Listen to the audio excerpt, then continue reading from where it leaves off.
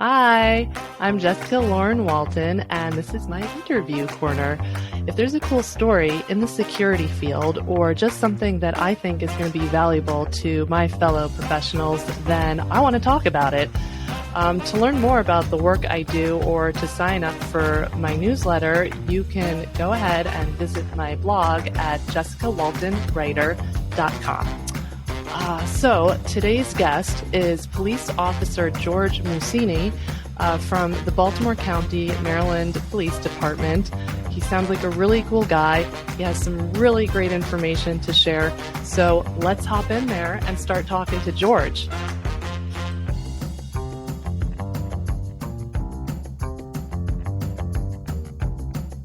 Hi, George. How are you tonight? Hey, Jessica, how are you?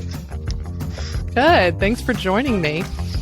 I wanted to tell you that my first step into the security field was actually with the police. I did an internship with the Montgomery County Police, not Baltimore, Right.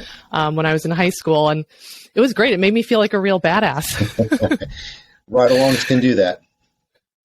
Yeah. I was probably like the only chick there, in the academy at night. I was just sitting with all these like big, tough guys, and I was totally into it. So, obviously, my security career evolved over the years, and I'm no longer with the police, but I definitely have a soft spot in my heart for police officers. So, thank you so much for joining me. Just getting started, tell me a bit about your background, including what inspired you to pursue a career with the police.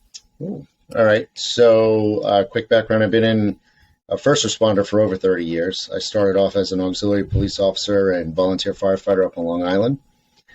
Did that for about 5 years and then moved down to Maryland, to Baltimore County.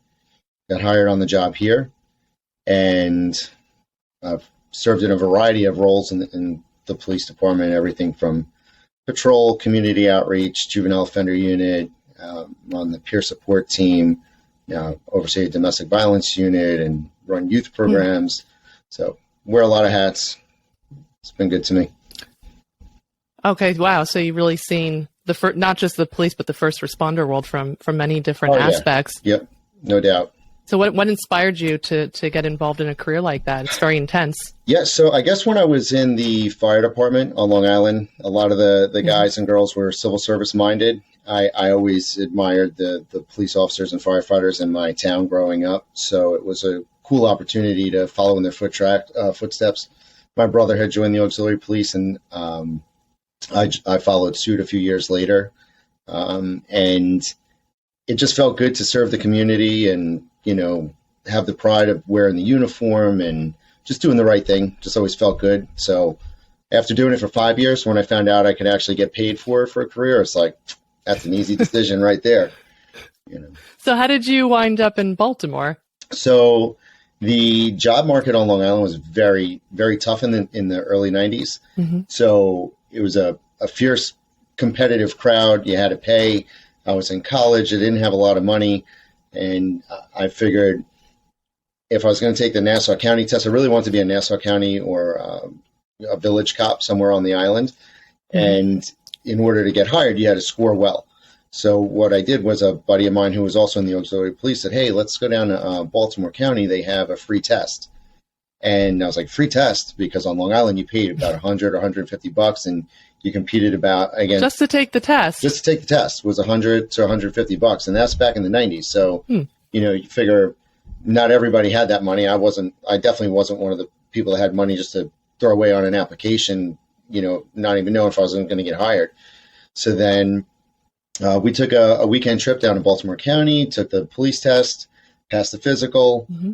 And in fairly short order, I got an invitation to start taking the psych and medical exam. And 6 months later, I was getting hired. So wow, excellent! Yeah, so basically, I through a lot of tests. Yeah, I never took the Nassau County test. I never took any other law enforcement test. I was 22 when I got hired, and I had watched other men and women in the fire department just kind of die on the civil service list, where basically they aged out. Mm-hmm. So when they turned 33, they can no longer apply for, a civil service job. So then I was like, okay, well, Baltimore County's hiring. I competed against 500 people during that round and made it out of one of 62. So I was like, you know what? worst I could do is go down there and it doesn't work out. And, obviously everything worked out 25 and a half years later. Well, that's really interesting. I didn't know that it was so competitive to get into the police. I never actually worked in the police. I was an intern, and then I immigrated to Israel as a teenager right afterwards. So, yeah, that's pretty incredible. Just shows, how dedicated you were to get in. So you've been an officer now for over 20 years with the Baltimore County, Maryland Police. What did the mental health training look like when you started out? Like, what was that like for new recruits? If there was any at all. And what does that training look like today? Vastly different. It looks vastly different. When I first started, there was no mental health. You didn't talk about mental health. If you discussed any vulnerabilities or feelings or emotions or side effects of the things you had to do to get the job done, you were considered weak. We would joke about things, in a callous manner. Basically, we used humor as a survival technique, and then kind of suffered in silence. And I noticed that was a common thread with a lot of people you've spoken to, is that no matter where I go in the country, I can talk to officers, firefighters, paramedics, even dispatchers, anybody in the field that is trying to help people about how difficult it is. Now, I have to say, I am very impressed with the change in the subculture. I definitely feel that the Smash the Stigma mission is making progress.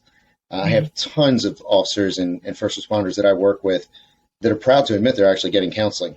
And those are the ones I'd actually rather work with anyway, because the ones that aren't getting the counseling are the ones that are going to be dangerous for us in our career.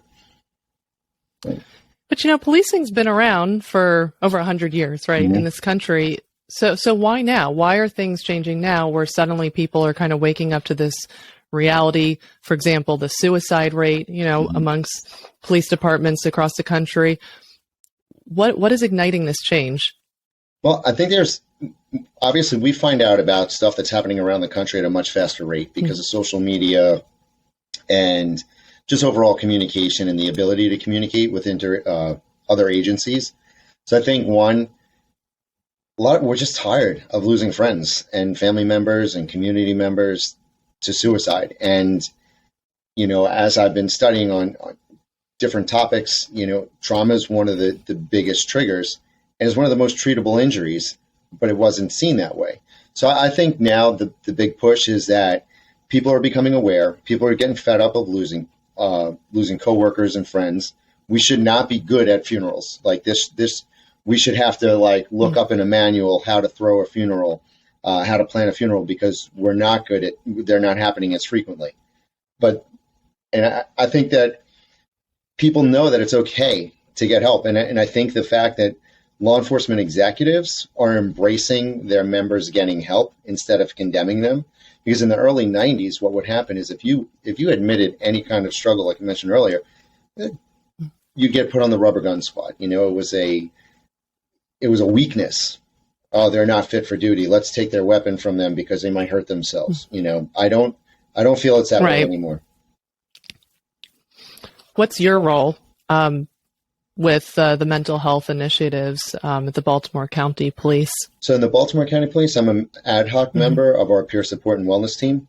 So what we do is we respond out to members and our dispatch team, fire department. We kind of help out all the employees in the county. But what we do is we try to do a wraparound service, make sure that after somebody's been through a critical incident, and we define a critical incident not just something like a shooting. That was the other problem, is that we were only addressing officers or members that were involved directly in shootings, and then we were only addressing the person who was behind the trigger and not the person who couldn't get the shot in or felt like they should have been there but wasn't there or couldn't get there in time. There was all this survivor guilt going on, and we have walking wounded all over the place. But we were overlooking the infant deaths, fire-related deaths, loss of a family member. So now we're able to reach out.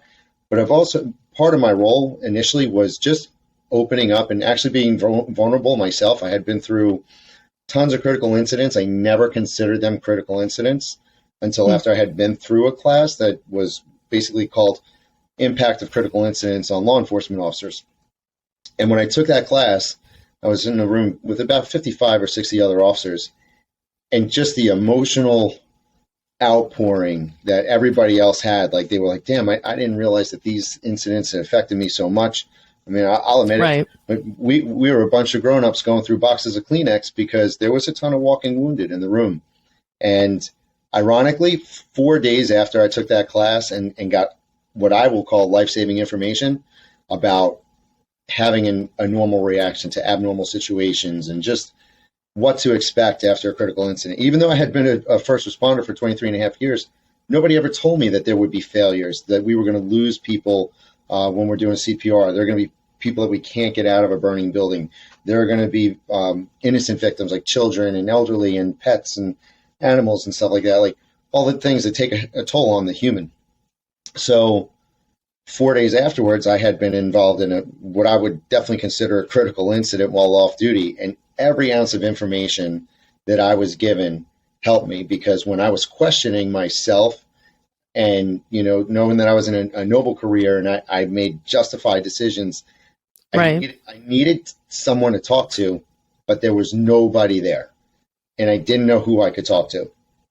And that was when I realized, damn, if it can affect me like this, I know I'm not alone.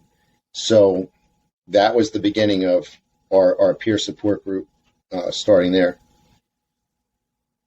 Yeah, we'll definitely I'm assuming I know what incident you're talking about at Union Station. We'll get to that in a moment. It's interesting because, I've spoken to other police officers, and when they talk about something that really traumatized them on the job, it's usually not a shooting. It's usually seeing something really bad happening to children or the elderly.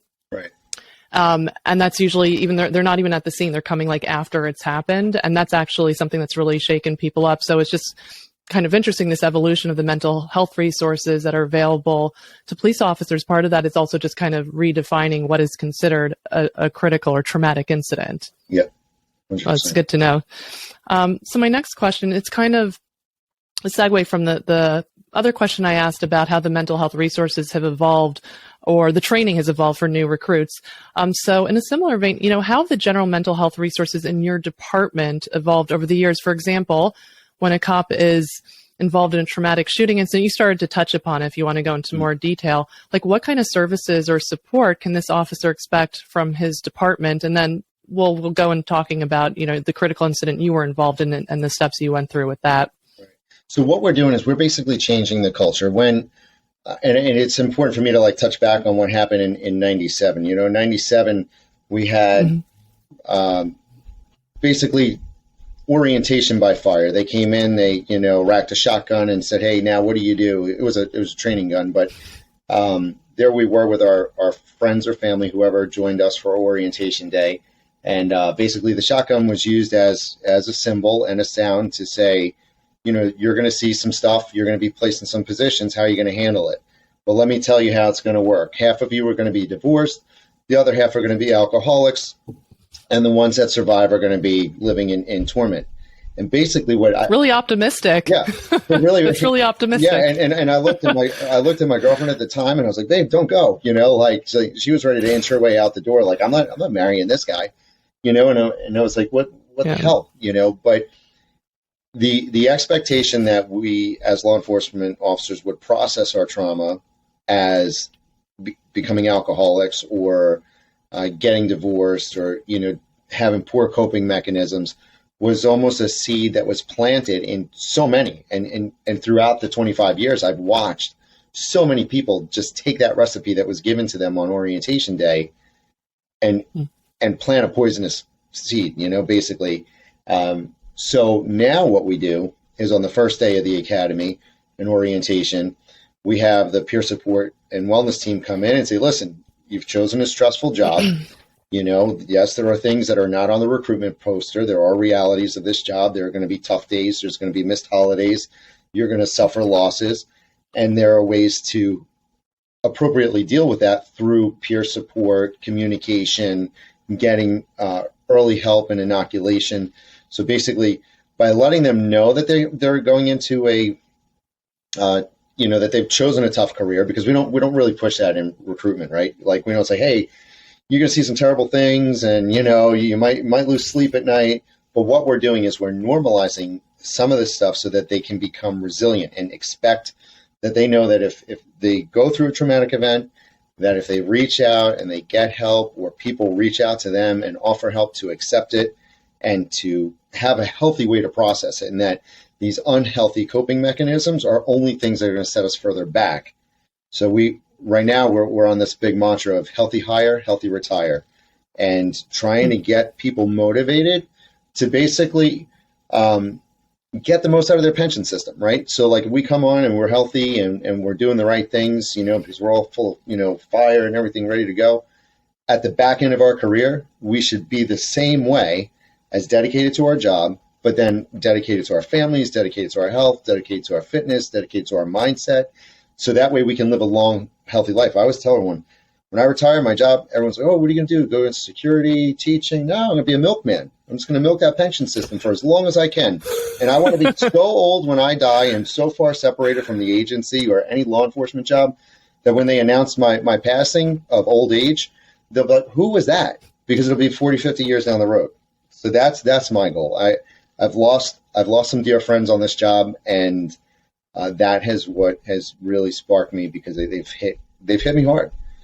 And I just think it's. I've also heard sorry to interrupt you. I was about to say, I've also heard that the average age of death for a police officer is correct me if I'm wrong, it's over 15 years younger than the average population, right. Meaning the stress and everything that's building up over the years is really having an effect physically. And, similar to the military, I know that the police are also having a recruitment issue right now. So I really think it behooves the police, right, to improve the situation overall with mental health. But also, you don't want people realizing that, that police officers are dying younger. You want to improve that, just right. by improving their overall physical and mental health. Mm-hmm. And I think it's great that everyone, or at least a lot of different departments, are waking up to that now. Yeah, and we're also receiving national support now. So the Department of Justice has the Bureau of Justice Assistance, and they fund programs to help push out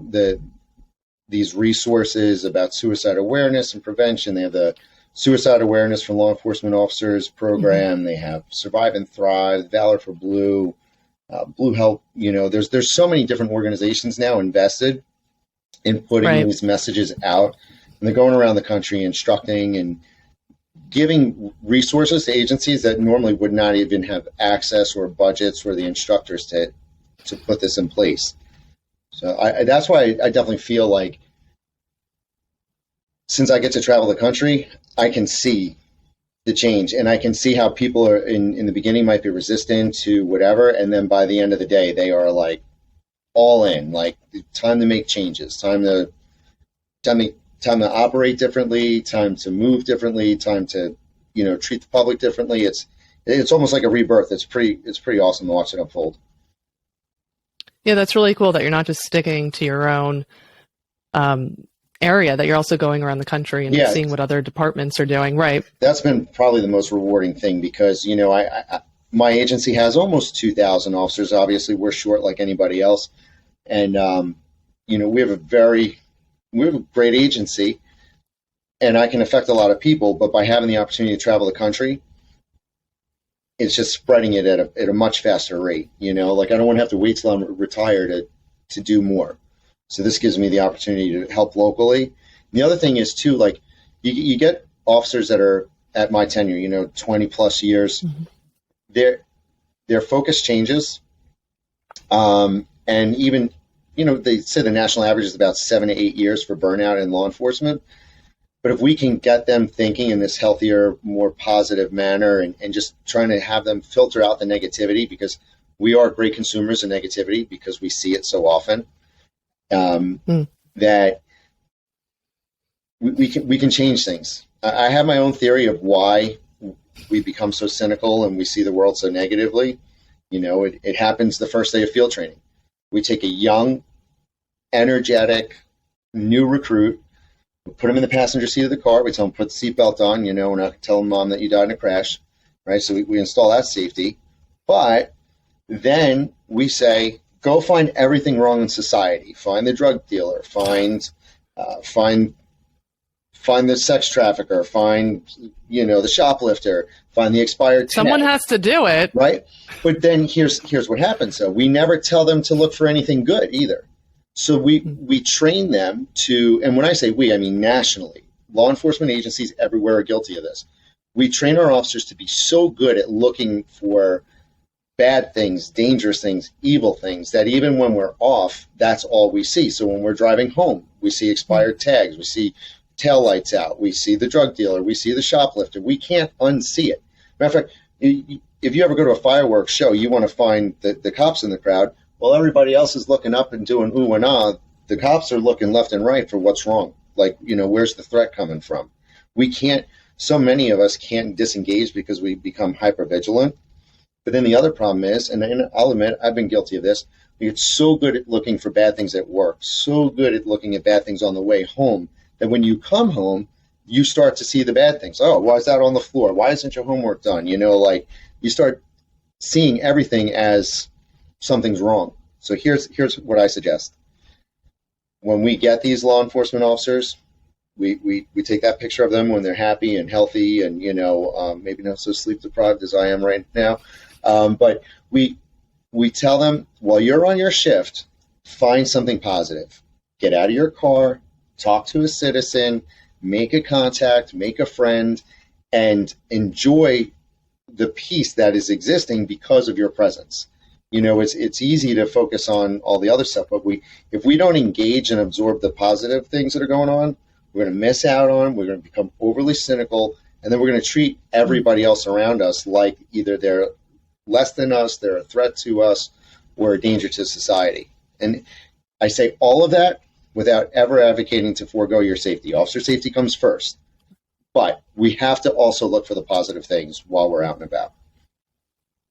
I think that's a very positive and balanced message. And look, I think one of the challenges for a police officer with a lot of people who work in intense jobs in the security field is that it's not just a job. It's not just a career. It's a calling. And when something's a calling, it's like part of your identity. It's really embedded in you, and it's hard to let go of that when you come home. But if you don't have any tools to deal with that, right, to either separate from your work or at least make sure your perception is not constantly with the, what would you call it, the non-rose-colored glasses, right? Yeah. For lack of a better term. I mean, that can really have an effect on people long term. So I think it's very insightful that you recognize that.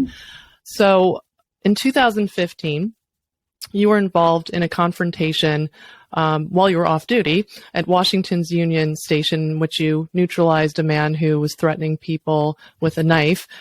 So tell me a bit about what happened that day, and how did you psychologically process this event afterwards? Long and short of the story, I was a certain map navigation system put me in a place that I wasn't supposed to be in. I had received bad directions and walked into a situation as it was unfolding. A woman had just been stabbed in the head. It was the night after the attacks in Paris, where there were train station stabbings, car bombings, multiple attacks on innocent civilians. And basically, we walked into something what we thought could have been either a copycat situation or whatever. And the subject didn't flee after committing his first act. It appeared to me as if he was looking for additional victims. I was not looking to be one of them. Nor was my neighbor, so we took some evasive actions. I had made it very apparent that I was a law enforcement officer and gave him every warning in the world until he, forced my hand. But that incident, was during a time of a lot of unrest in the country because of scrutiny from the public on law enforcement actions, whether they be justified or unjustified. I didn't want to be part of that. I didn't want to come into my home. I didn't want to come into the community or affecting anybody. I was put in a very difficult spot. We prepare for it, but it's honestly, it's a situation we never really want to be in. I remember when I look back at the incident, I said, damn, I waited too long, to act. And then other times I said, well, it worked out the way it was supposed to in the end. But what changed for me after that incident was, one, I was very worried about not just the criminal justice system, but the social justice system. as far as what could happen and how it could affect my family, my friendships, and whatever else. I have to say, luckily, everything was recorded, and I was, fully justified in the actions. But I was trained on how to disable somebody. But when you fully disable somebody and basically take a life, it is very difficult. It is. I was never prepared for that, and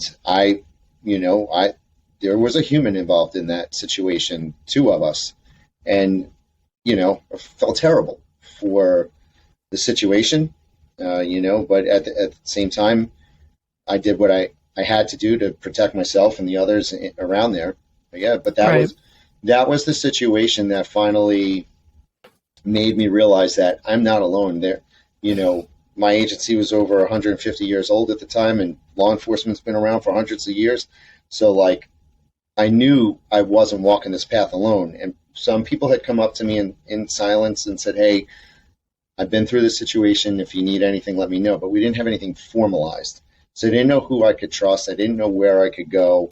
I didn't know what I could do that wouldn't affect my reputation or my credibility or, get put on that rubber gun squad, Yeah. So from what you're telling me, it sounds like the mental health resources that you have access to today and that you're even helping spearhead didn't exist even 7 years ago. No. So this is all fairly recent. Yeah. I mean, we had in our agency, I was fortunate. We have a unit called the Mobile Crisis Team where an officer and a clinician are paired up. And we've had that partnership for years. And that was partially what led up to the class that I had taken, the impact on the critical incidents. And we had a sergeant that was leading the charge and some homicide detectives that were working with this class. And it was the first one we ever held as an agency. We'd never had this training before. And the fact that I had 18 and a half years on this job and 23 years of total experience of being affected by critical incidents, but not being aware that I was being affected by critical incidents was mind-blowing. But what that allowed me to do was that allowed me to ask for help when I needed it. Although when I went to ask for help, we didn't know where to get it. Where was that safe place? Who was the safe, is there a clinician in town that we know we can trust? Is there a social worker? Is there a network? How do you navigate explaining this to your family and your kids? And, how does it affect it? I did a whole thing on the ripple effect of what this incident did to me as a person, what it did to me as a father, as what it did to me as a community member, and how, at one point I found myself withdrawing. And to me, that was a red flag. I'm when I'm not myself, I'm very normally outgoing in the center of the mix and making sure everyone else is having a good time. But I was almost in third person for a little bit, and I didn't feel comfortable with that. So I had called that mobile crisis team, and I asked, I said, "Hey, who can I talk to?" So spoke with them, and we made progress. And from there, we approached our union, and we asked them if we could set up a peer support team or a peer support meeting at the FOP Lodge, because it was off departmental property. We can ensure confidentiality. And that was a slow process as far as getting people to come. And there were some meetings we had 4 people, 6 people. And then there are times when we've had 40, 60, or 100 show up, depending on the need. So, and then we opened it up to. So it's kind of. We opened it up. Building it. It sounds like you were kind of building it along the way based on your personal experience. Yes, because I started reading a bunch of books and trying to see what other agencies were doing. It seemed like people on the West Coast were much further ahead as far as setting up peer support and wellness groups. So we took some tips from that. But the biggest thing that I found, that no matter what we had available, if people didn't trust the process, if they didn't feel that their situation would be kept confidential or quiet, they wouldn't come. And when they feel comfortable and they know they can trust the people involved, they'll come and seek the help. But what we've also done is we've also known that I've worked with agencies that have 13 people in them, And I've worked with agencies that have 5,000 members in them. And what we do is we kind of have a reciprocal agreement that, hey, I have a member of my agency. They don't want to talk to anybody on our team because they're afraid it could get back. Can we send them to you? So I've spoken to countless law enforcement, firefighters, dispatchers, EMS, you name it, from across the country, and never asked them their name. Just said, tell me your situation and how can I listen to you? You know, like, what can you tell me? And that has been so rewarding. So let's say I'm a police officer who was involved with a critical incident, and it's really affected me. I go home, I'm having insomnia, I can't stop thinking about the incident. To treat the insomnia, I start drinking alcohol, and before you know it, I'm like on this total downward spiral. And it's, you know, I know I'm in bad shape, but it's gotten to the point where I'm afraid to ask for help because I'm afraid to say, hey, look, I'm in really bad shape, but I don't want to lose my job. What would you say to that officer? Well, step one is we're making people aware that that situation is real, it's common, and it's addressable. So what I would tell that officer is, one, we have resources. We can get you into counseling. The other thing we're trying to do is get people to identify in themselves and in others what to look for. What are the risk factors?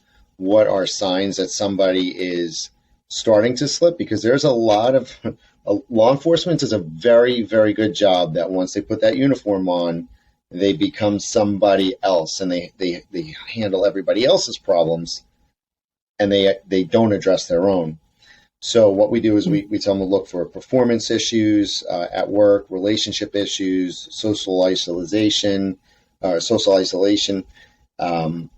just change in character, grooming, behavior, work ethic, increased sickness, sick leave or whatever. But the other thing is we have to change what we used to do. Choir practice, drinking on the back lots, or going out for happy hour after bad incidents was a very common practice. And like you said, once you add alcohol into the mix and use alcohol as a medication to sleep, alcohol, it disrupts the sleep cycles in the easiest terms. So it throws off sleep patterns. It causes fatigue, which then, even if they come to work sober, if they're really exhausted, then they're operating as if they're intoxicated anyway, because their response times are delayed, their thought processes are delayed. And in this job, you can't operate like that. You know, there are people that prey on our vulnerabilities and our weaknesses. So inattention, slow reaction, anything else like that is what's going to get us killed. So what we do is you have to approach this person with dignity and respect, just like you would anybody else. We have to stop making jokes about their drinking, you know, because too many people, oh yeah, you know, you drink too much or whatever. No, we have to be able to be courageous enough to approach somebody in a sincere method and a sincere manner, but then also connect them to resources that we know we have in place, you know, and that's the other thing is we have to know our resources now. We don't look for them like next week, because we know we have members that are struggling with alcohol issues. There are members that are struggling with other dependency issues. We're using poor self-repair mechanisms through excessive spending, excessive sex, excessive drug use. There's a million different ways that it can manifest, and it's a very identifiable, but people don't say anything about it, and they don't do anything about it. It sounds like you're pretty good at recognizing some of those early signs, and then I'm guessing you approach these people and be like, hey, you know, if you're struggling, you can get help, and it's okay. You'll still have your job. Yeah, and right. The thing is, too, like, listen, if I could help everybody, I would, but not everybody's going to trust me. Maybe we've had an interaction and they don't like me. That's fine. Maybe I don't even know the person, but I can look at them and I can see all the telltale factors, you know, like bloodshot eyes, you know, uniform in disarray, where like I can pick up what I'm looking for because I know what to look for. So I'm telling other people. But what I do is I encourage people to say, listen, if you know somebody or you see somebody that you think might be struggling, one, you have to be very careful how you approach them. You want to do it off to the side. You don't want to do it at roll call or in front of a crowd of people and embarrass the person or get them mad. You never address a person with a drinking problem while they're drinking, because that's just like, you can't rationalize with an irrational person at that point. But I want to make sure I get back to the point here. So let's say if I don't know Officer, I'm going to use a generic name, Jones, right? If I don't know Officer Jones, but I can identify some issues, or other people have mentioned to me or my coworkers that something's going on with Jones, I could say, hey, Smith, you're really good friends with Jones. Do you think you can approach them and, see if they need any resources, or see if they're struggling with something? Because the bottom line here is the ABCs. It's the antecedent, the behavior, and the consequence, right? So the behavior we see is somebody coming in late, ungroomed, not prepared to work, whatever. Originally, the way we would handle it in law enforcement is we'd hit that person with a hammer. Said, you're late, give me an inter-office correspondence on why you're late. Compounding compounding the issue of what's going on. Maybe they have a spouse that's struggling with cancer. Maybe they're suffering with some major financial issues, or medical issues, or depression, or, trauma issues. And then we go and we put punitive measures on them. Well, that just spirals them right down into the ground even further. And that's the way it's always been. So we've been telling law enforcement executives and supervisors across the country, like, see what the antecedent is. What is causing that behavior that is leading to this consequence? Change the antecedent, change the behavior, then you change the outcome to something better, right? If we tried this and it worked. We had somebody who's struggling, and I said to the supervisor, I know I'm not a boss. I said, but I know people, and have you thought about pulling this person aside and just asking them what's going on? And they tried it. And the supervisor saw me about 3 years later and said, hey, I never got a chance to tell you, but I always used to be the hard guy, the bad guy. I hit everybody with paper. And ever since you mentioned to me to ask them what was going on, to see what was causing it, I've had so many better results. And now I have better relationships with the people I supervise. And I'm like, it is simple. We're in a job that deals with people. We just have to remember to treat our cops like people too, because we tell our police officers, you have to treat everybody fairly and impartially on the outside. It doesn't always happen on the inside. And that's what we need to fix. Yeah, I mean, it sounds like you're saving lives just by making little tweaks. And that early intervention aspect is really important. It's easier to fix a situation earlier on than later on, obviously. Right. Yeah, and the sooner you address a situation, the less effort and correction it needs. The old adage that says, an ounce of prevention is worth a pound of cure. Like you got to take care of your people up front, install the mindsets, reinforce it, and live it. It's fairly simple, almost so simple that people just don't they just either overthink it or afraid to approach it, implement it. By the way, this is plain non-alcoholic seltzer water. I just want to make sure you know that. I was about to be like, hey, don't drink that if it's coffee, because it's nighttime and you need good sleep. It is nighttime.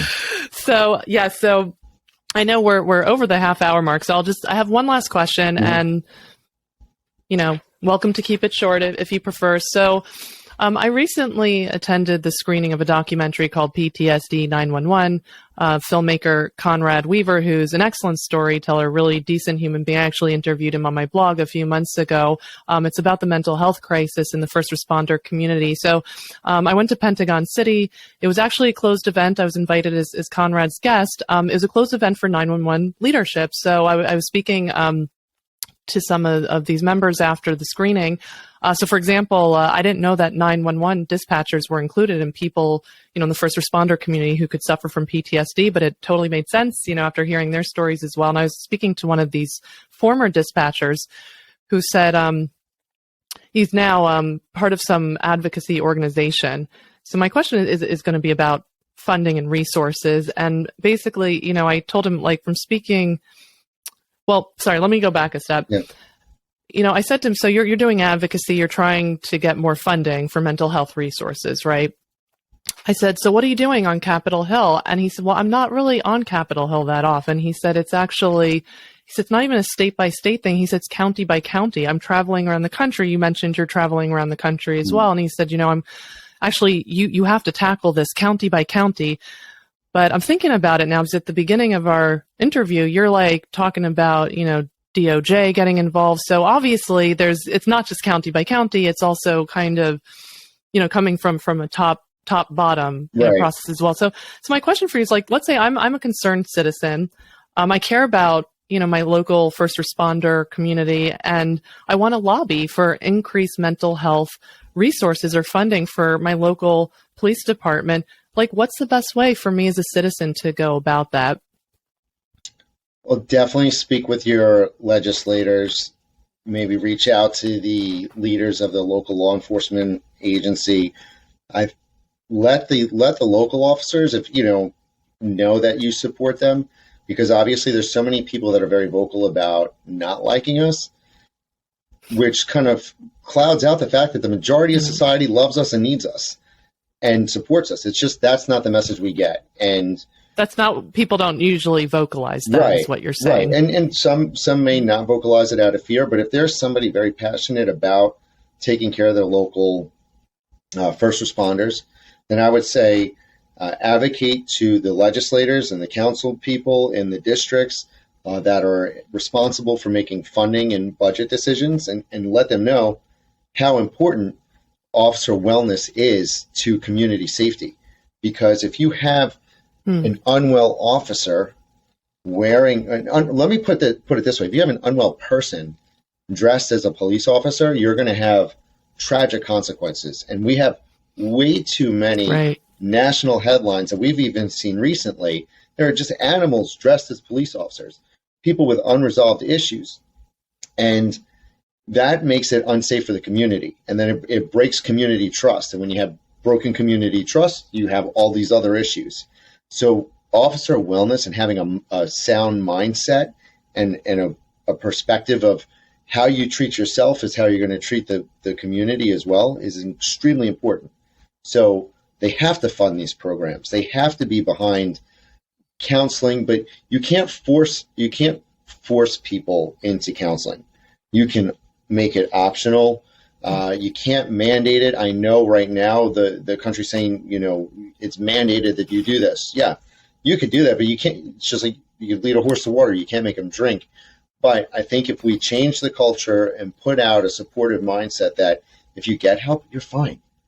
I'd rather work with a healthy officer, somebody who's working through their stuff, than have somebody come in and take it out on a citizen, and then I lose my job, my house, my livelihood, and my opportunity to help more people because somebody else didn't take care of themselves.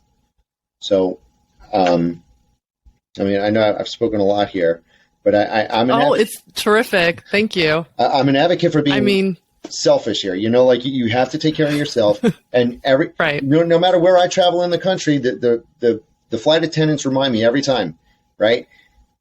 You have to take care of yourself by putting on your mask before you take care of anybody else. So get your own crap in order.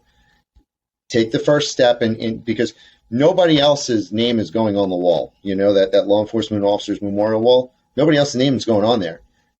Your agency's not going on there. Your county council's not going on there. So if you're not taking care of yourself and you're putting yourself and others at risk, then you're ultimately responsible for the consequences. But we're trying to change that. I know we are making a difference. I commend you for making this a topic of interest and a topic of importance, because you can probably tell I care about this. I got that impression that you care. Yeah. I'm trying to talk more with my hands, but yeah. So.